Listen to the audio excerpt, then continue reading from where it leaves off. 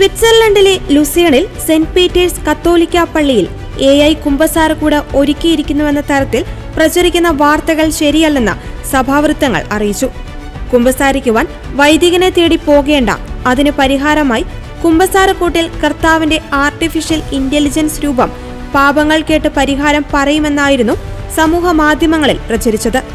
എന്നാൽ പള്ളിയിൽ AI Jesus പദ്ധതി നിലവിലുണ്ടെന്നും ഇത് ആളുകളുടെ കുമ്പസാരം കേൾക്കുവാനോ ഒരു വൈദികനെ പകരക്കാരനാക്കാനോ ഉദ്ദേശിച്ചിട്ടുള്ളതല്ലെന്നും ലുസേൺ സെന്റ് പീറ്റേഴ്സ് കത്തോലിക്ക പള്ളി അധികൃതർ വ്യക്തമാക്കി. തൂണിലും തുരുമ്പിലും ദൈവമിരിക്കുന്നു എന്ന് വ്യാഖ്യാനിക്കാവുന്ന ദേവോസ് ഇൻ മഡാക്കിന എന്ന പദ്ധതിയുടെ ഭാഗമായാണ് AI ക്രിസ്തുവിനെ പ്രതിഷ്ഠിച്ചതെന്ന് സെന്റ് പീറ്റേഴ്സ് പള്ളി ഭാരവാഹികൾ പറഞ്ഞു.